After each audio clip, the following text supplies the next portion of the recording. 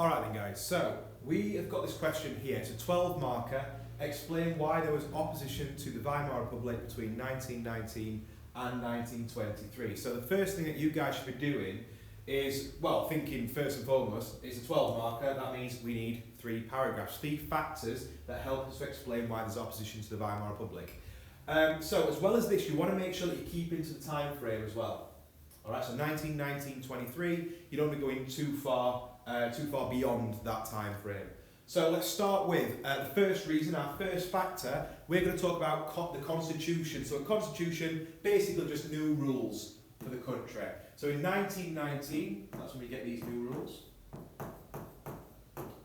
And essentially what happens is, one of the first things that really upsets and creates opposition is the fact that women are given the vote. So we'll put first one, women vote, and that leads to anger and opposition from traditional voters. So angry, traditional.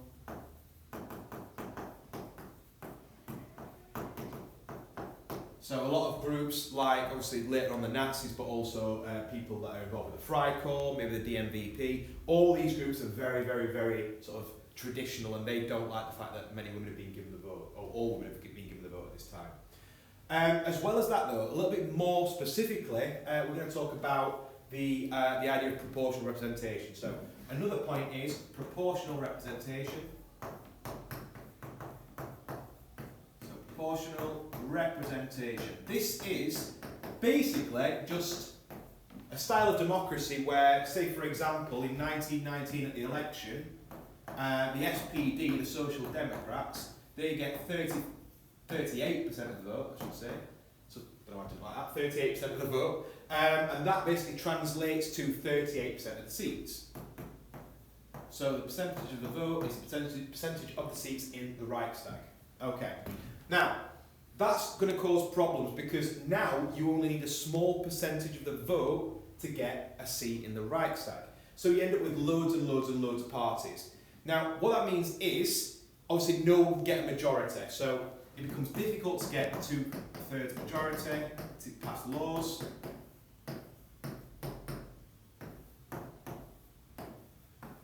So it becomes difficult to be able to pass laws.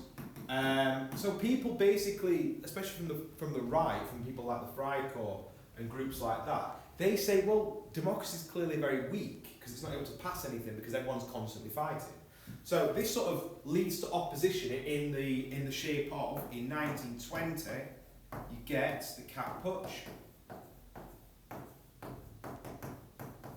So we've got groups like the Freikorps, we just mentioned, the sort of former soldiers who were obviously carrying the weapons around Germany and basically making a nuisance of themselves.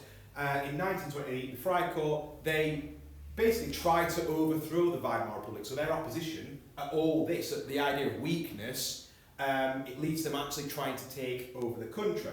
Now the reason, or what they want to do, is they believe that Germany should have one single strong leader. They want a dictatorship. Like it had been under the Kaiser during World War I and before. So they oppose the Weimar Republic, they oppose the idea of all this because they think that it's causing too many problems, causing too many disagreements, and it's making the government look weak. Alright? So that's your first point regarding the Constitution.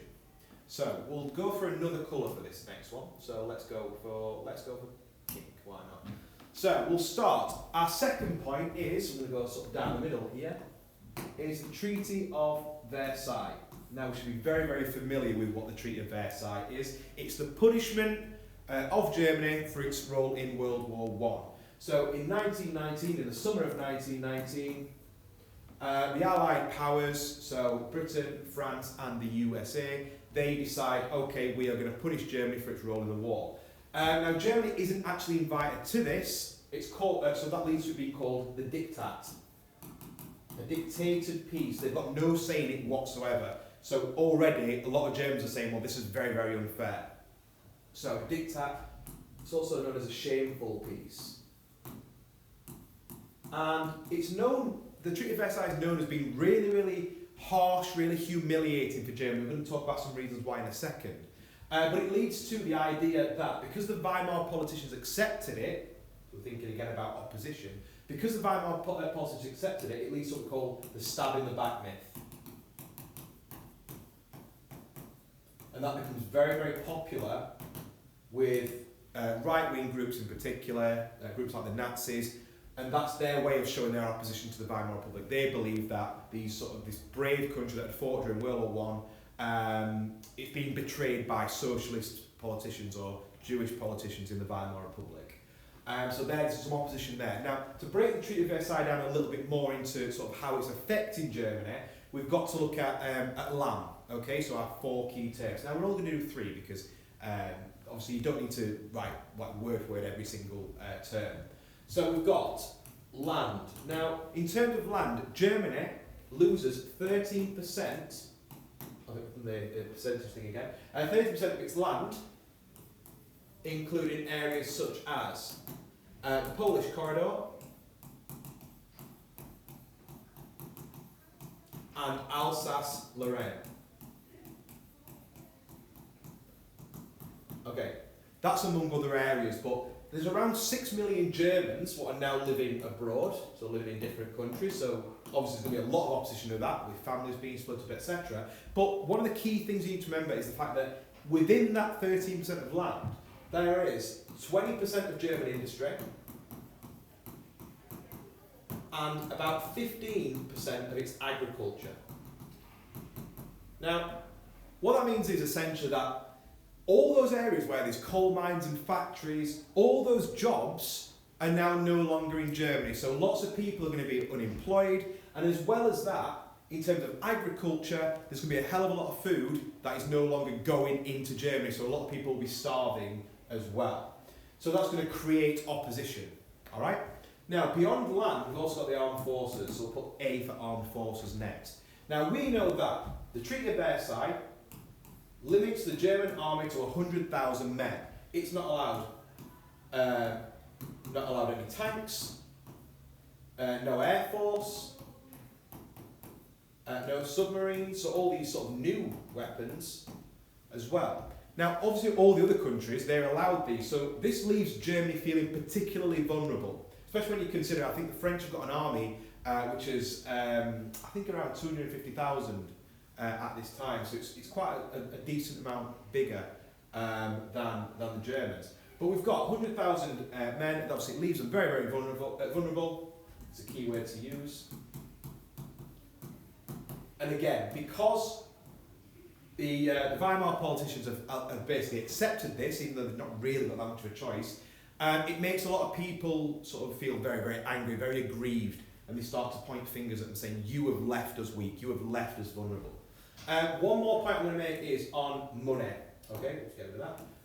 So M. Now, obviously the reparations bill, the amount that is charged for obviously the damage caused during World War I, is £6.6 billion. Now, that is what's going to cause lots and lots of problems because, well, Germany's bankrupted itself during World War I. So all Germany's gold had all gone during World War I. Gold spent in World War I. So Germany's pretty much bankrupt. That means, obviously, whatever money that Germany does generate, obviously there's not going to be any investment in industry, in businesses. So this is obviously going to anger amongst everybody. It's really going to anger businesses and industry, because obviously they're not going to get any investment, or they'll get little investment because all the money is going to pay reparations. Now, the third and final point, I'm going to have to make a little bit of room here, I think. In fact, we can try it anyway. So let's go green. In fact, we'll go for a dark green so we can see it clearly. All right, so the last one we're going to talk about then is, point 3 is hyperinflation.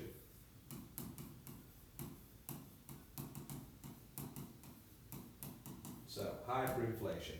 Now, this is essentially in 1923, it sort of links nicely to the points just been discussing about the army and money in particular. So in 1923, Germany fails to pay its reparation payments, so it fails payment, and that leads to 60,000 French troops invading into the Ruhr. So the Ruhr is like an industrial area. So 60k French troops invade the Ruhr. Now, this is the key bit. Obviously, that in itself is very embarrassing. Okay, so that's embarrassing. A lot of Germans are like, well, our own government, embarrassing. Our own government, the Weimar government, can't even defend our borders, can't defend us against invading troops. It's really, really embarrassing in that sense. But also, the tactics that the Weimar government uses to deal with it also add sort of a lot more problems to it. So, for example, in order to sort of protest this, the Weimar government encouraged what we call passive resistance. It's basically putting your tools down if you're a worker and do whatever you can to make life hard for these French that are coming in. So passive resistance. Now, what that means is, obviously, a lot of people are not working. If they're not working, they're not getting paid. So in order to sort of to keep this going, what we see is the Weimar Republic prints more money. And it prints lots and lots and lots of money. Now, this is going to be a massive problem because it leads to the value of that money basically skyrocketing and everything becomes worthless. All right, the actual money, the paper that money's printed on, that becomes worthless. Okay, so if you are middle class or you're a pensioner, your savings and pensions become worthless. So obviously that's going to lead to opposition from people, like middle class people in particular, and sort of older people with pensions. That's going to become worthless, so there's going to be opposition there. As well as that, even if you're just an ordinary person trying to get by, daily provisions, basics like bread, I mean, the price of bread goes up to 200,000 million marks. And if you get paid early on in the day, by the time you finish work, that is worth nothing. Okay? So that's going to cause a lot of anger because these are the choices made by the Weimar Republic. So to encourage passive resistance, to print more and more money. So this makes it look like the Weimar Republic cannot handle or cannot manage the country's finances. It makes them look useless and weak. And all this, especially in 1923, it's one of the main reasons why we get the Munich Putsch. So when the Nazis staged their own coup, a little bit like the Cat Putsch in 1920, they staged their own attempt to try and take power in Germany. So we can see how we've got three factors there, three different reasons why people are opposed to the Weimar Republic. So good luck with your plans, and obviously tune in for the next video.